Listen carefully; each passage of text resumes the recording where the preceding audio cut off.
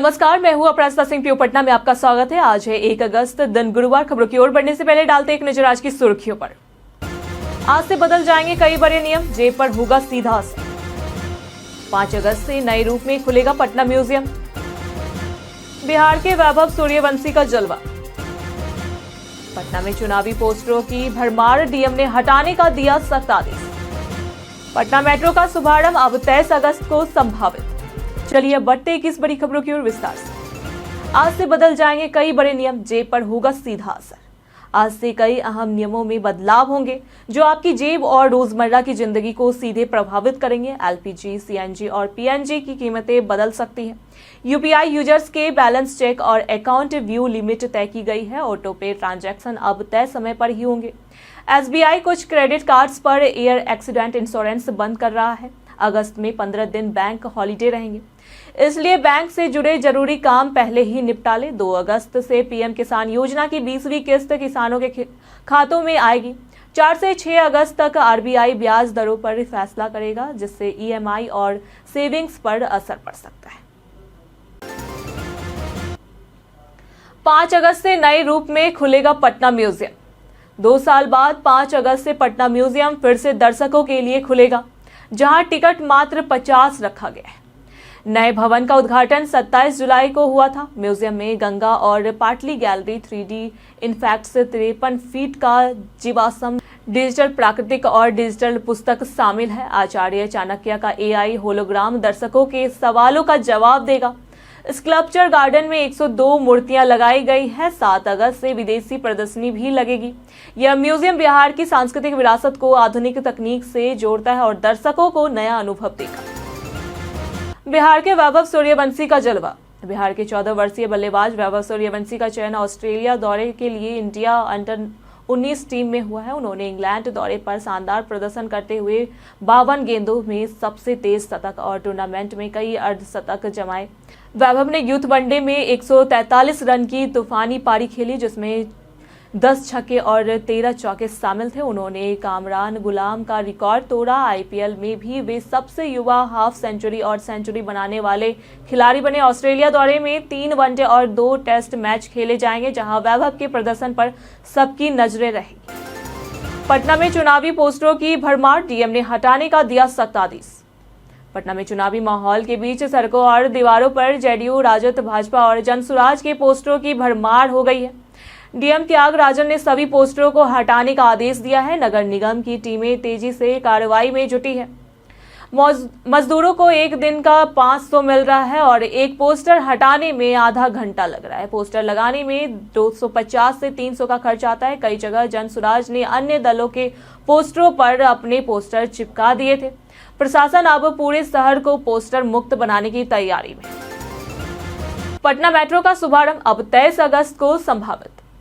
Patna metro का उद्घाटन अब 15 अगस्त की बजाय 23 अगस्त को हो सकता है। तकनीकी तैयारियां और सुरक्षा जांच अभी अंतिम चरण में है, जिस कारण तारीख आगे बढ़ाई गई। पहले चरण में न्यू पाटलिपुत्र बस टर्मिनल से भूतनाथ स्टेशन तक सेवा शुरू होगी। पुणे से आया मेट्रो रैक पटना पहुंच चुका है और ट्रायल रन जारी है, जिसे जल्द ही विद्युत लाइन से जोड़ा जाएगा। लगातार बारिश ने ट्रायल में बाधा डाली है। देरी से सरकार की छवि पर असर पड़ सकता है। अब सबकी निगाहें 23 अगस्त की नई संभावित तारीख पर टिकी। पटना में 18 पुलिस इंस्पेक्टरों का तबादला, 9 थानेदार बदले गए। पटना में एक साथ 18 पुलिस इंस्पेक्टरों का तबादला किया गया, जिनमें 9 थानेदार शामिल हैं। शास्त्री नगर के अमर कुमार, बुद्धा कॉलोनी के विजय कुमार यादवेंदु और रामकृष्ण नगर के आशुतोष झा जैसे प्रमुख थानेदारों का स्थानांतरण किया गया। कुछ अधिकारियों को विशेष शाखा में, जबकि अन्य को खगड़िया, नालंदा, सहरसा, बेतिया, मुंगेर और भोजपुर जैसे जिलों में भेजा गया है। बीते शनिवार को पहले ही 5 थानेदारों को लाइन हाजिर किया गया था। यह तबादला प्रशासनिक शक्ति और पुनर्संरचना के तहत किया गया है, ताकि पुलिसिंग में और सुधार लाया जाए। पटना से नई दिल्ली अमृत भारत एक्सप्रेस की बम्पर बुकिंग। पटना से नई दिल्ली के बीच शुरू हुई अमृत भारत एक्सप्रेस को यात्रियों ने शानदार रिस्पांस मिला है। सभी सीटें 18 अगस्त तक फुल हो चुकी है। ट्रेन में 22 डिब्बे हैं, 11 general, 8 sleeper, 1 pantry, 2 brake van, sleeper का किराया 560 रुपए और जनरल का 325 रुपए है। इसमें सीसीटीवी, बायो वैक्यूम, शौचालय और मोबाइल चार्जिंग पॉइंट्स जैसी आधुनिक सुविधाएं हैं। यह ट्रेन राजेंद्र नगर से शाम 7:45 बजे चलती है और अगली दोपहर 1:10 बजे नई दिल्ली पहुंचती है। रेलवे भारी मांग को देखते हुए अतिरिक्त सेवाएं शुरू करने पर विचार कर रहा है। पटना के बाद अब छपरा में स्मार्ट इंफ्रास्ट्रक्चर की उड़ान। पटना के बाद अब छपरा शहर भी स्मार्ट इंफ्रास्ट्रक्चर की दिशा में बड़ी छलांग लगाने जा रहा है। यहां देश का सबसे लंबा डबल डेकर फ्लाईओवर बनेगा, जिसकी लागत 696.26 करोड़ तय की गई है। यह फ्लाईओवर गांधी चौक से मोना चौक होते हुए नगर पालिका चौक तक बनेगा। कैबिनेट की मंजूरी के बाद वर्षों से रुका यह प्रोजेक्ट अब शुरू होगा। पटना हाईकोर्ट में जमीन अधिग्रहण का मामला अटका था, जो अब सुलझ चुका है। सांसद राजीव प्रताप रूडी की अहम भूमिका रही। फ्लाईओवर से जाम की समस्या खत्म होगी और छपरा का आवागमन तेज, सुरक्षित और आधुनिक होगा। बिहार में एमबीबीएस और डेंटल सीटों पर एडमिशन प्रक्रिया शुरू।